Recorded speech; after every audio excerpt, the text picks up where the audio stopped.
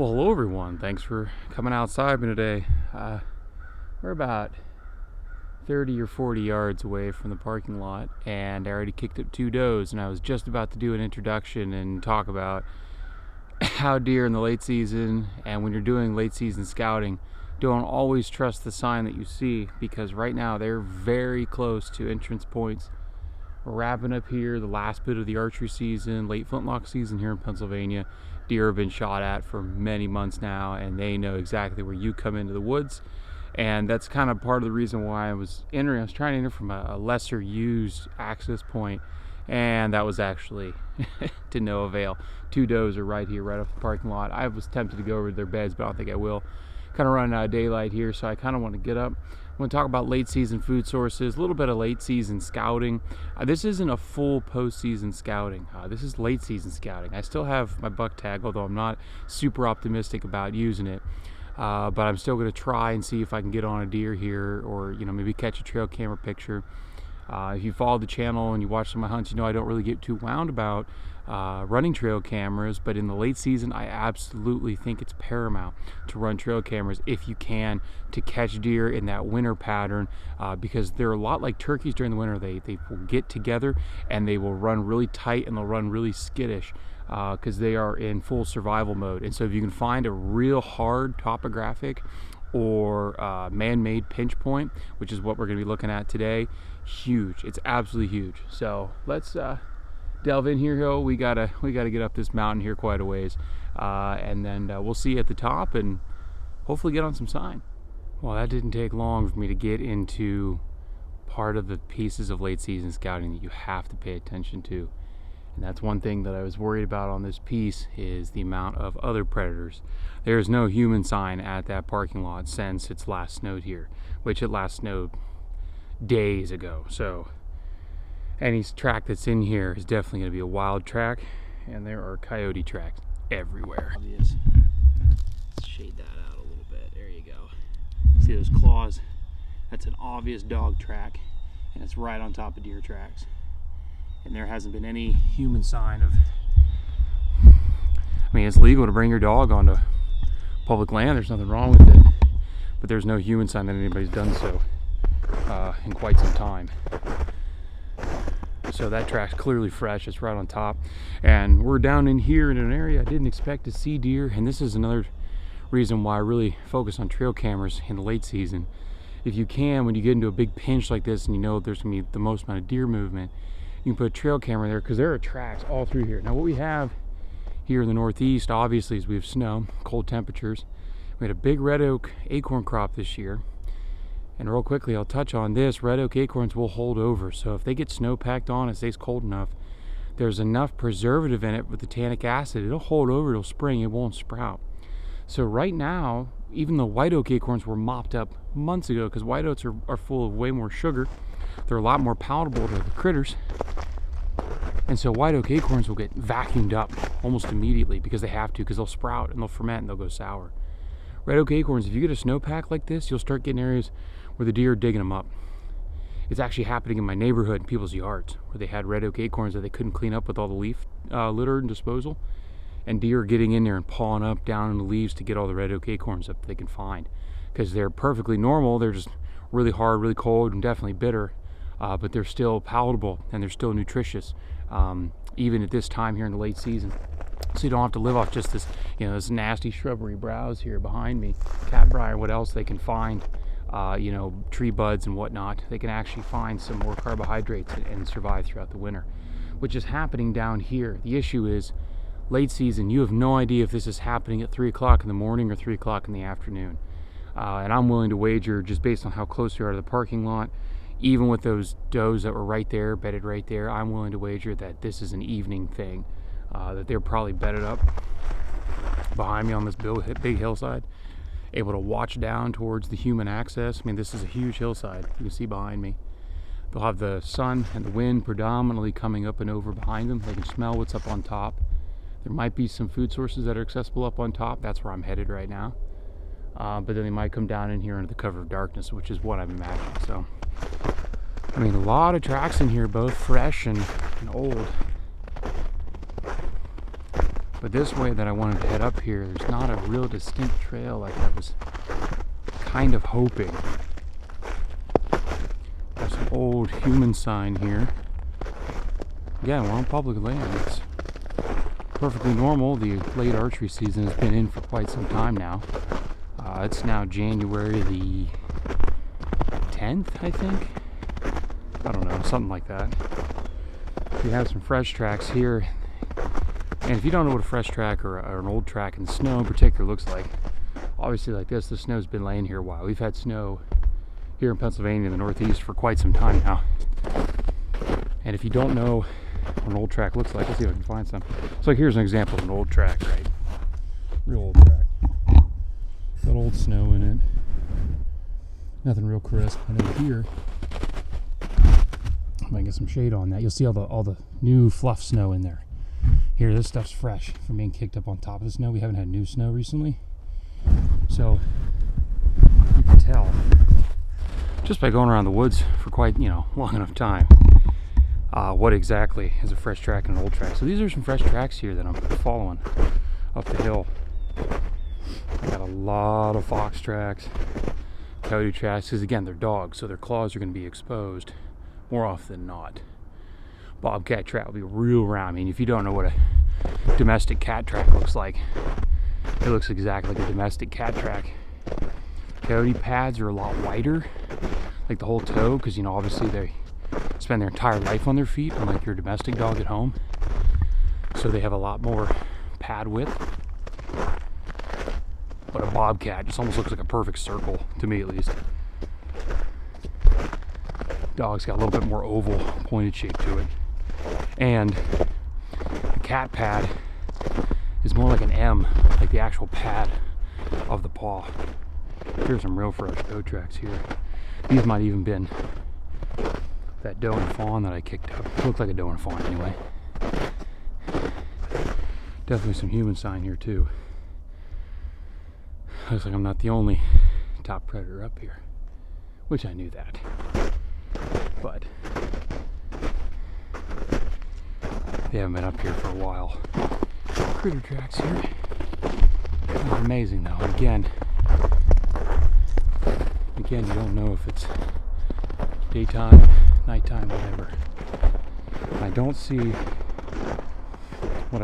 right now is any indication that they're coming off this hillside. They're just following this bench right now, which is also what this other person was doing. Okay, here they go. Here goes that trail. Yeah, they're gonna go right up here. I'm actually gonna follow that. See where it takes me up the hillside here. See you in a touch. Alright. So we're kind of getting into the area that I might try to hunt here in the next couple of days. Only one set of human tracks come up here, and you only come up here if you're hunting, so we must have a flintlock hunter or another fellow bow hunter up here. That's okay, they're old tracks. Definitely probably a week or more. We're on a point, this is like classic late season topography right here. You can see behind me, this goes over and drops off. And then I'm standing on the next bench, and then up here about 40 yards is the top of the next bench. This is old logging. It's important to understand your state's history in this regard. A lot of this logging or old stripping jobs, stuff like that, really dictate the landscape topography. And right here, this one I'm on, you can see it, how it runs. It goes all the way up and around that point. All the way behind and goes all the way out that way to around the point. It's just making a big U shape.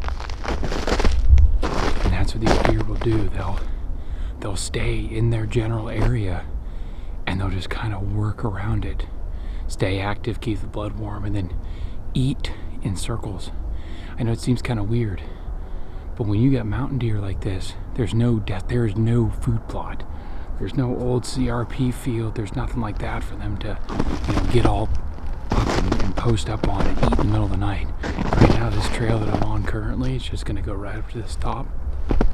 And same thing with those things that come across and basically cut around these topography lines. Deer are not going to jump topography lines unless it's really easy, like this old logging road right here. They're not going to bushwhack their way. They're going to either switchback or just go right around and stay on the same topo line. Because I have predator tracks out the wazoo. I haven't seen any bobcats, but I've got raccoons, foxes, and I've got more coyote tracks than I ever thought possible.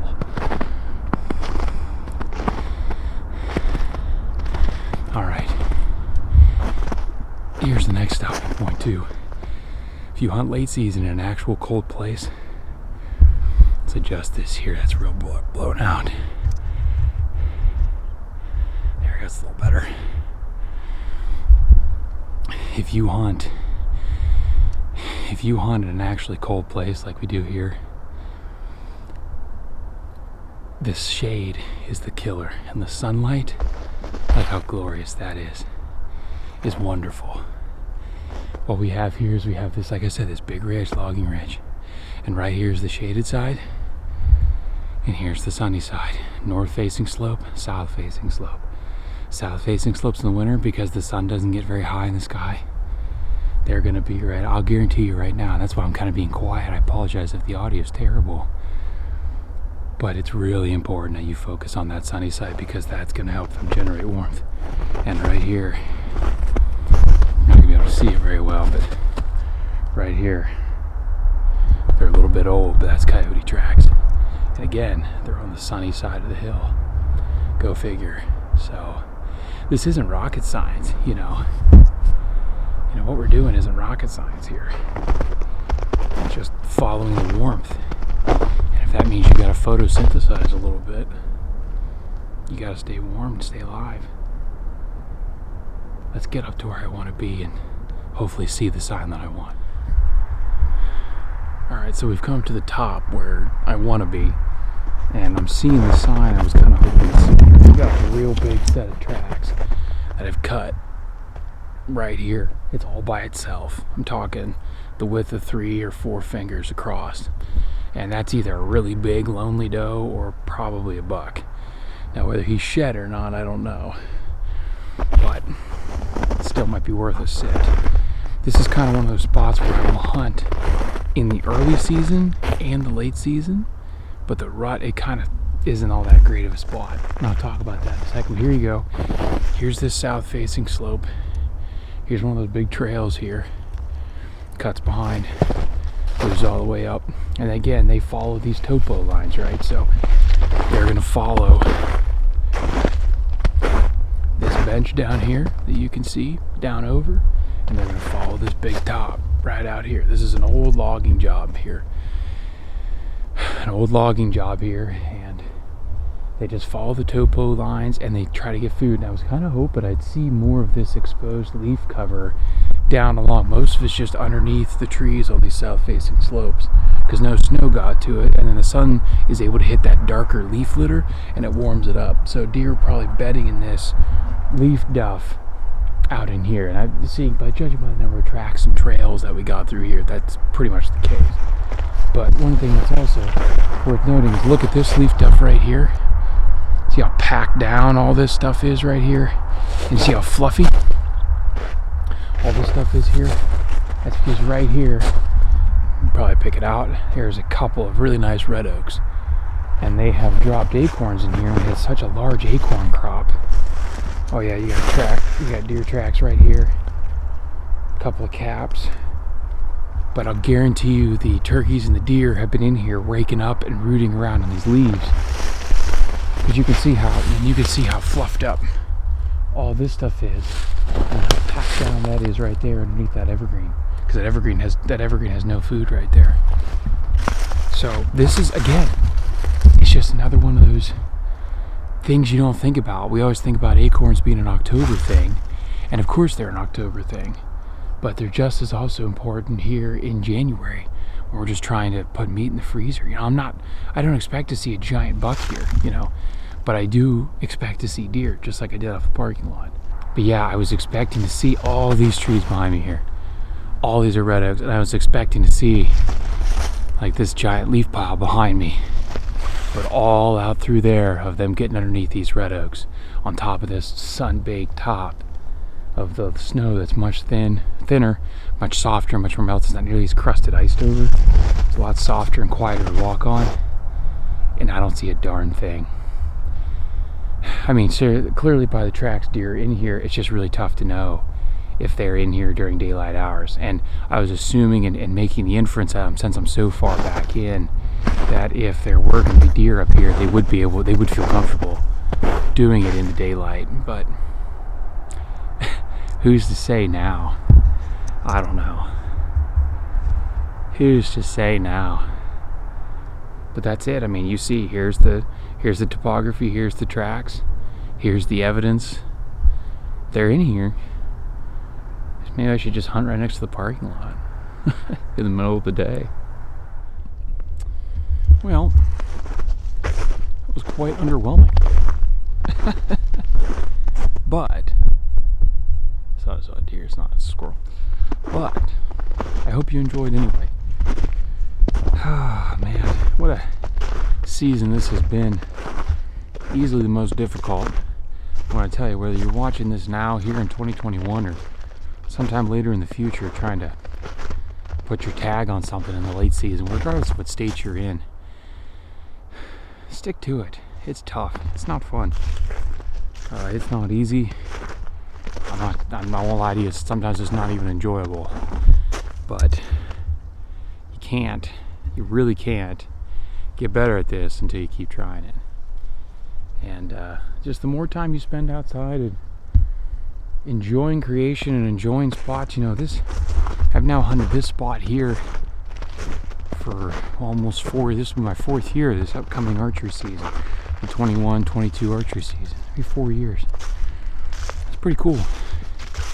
And learned a lot because of this place and spent a lot of time here. I'm able to kind of identify a lot of things that I'm looking for a lot sooner. And the more you dive into this and the more you start seeing your seasons through, from fall, literal seasons like fall into winter, winter to spring, you'll start to get a better idea of generational patterns that you can find with the animals in the woods. And you'll get on deer. Same thing's true with turkeys too, which I'm hoping to do a lot of turkey hunting this spring. A little shade never hurt anybody. Well, that's all for this video. Hope you enjoyed. If you have your own tips and tricks for late season in particular, and particularly if you don't live in a place that has snow, it blows my mind when I talk to people that deer hunt that don't have to wear like knit caps and it's 10 degrees outside. Today it's a balmy 29. So if you have any of those experiences, leave them in the comment section below. I love to hear from people from around the country, around the world, how you hunt in your late season. If you hunt in the southern hemisphere, obviously your seasons are flipped, so right now you're in the summertime. Pretty cool. But anyhow, I hope you're able to get outside, enjoy the sport of archery hunting if you so choose. Definitely enjoy God's beautiful, bright blue and cold creation. And we'll get to see you next time.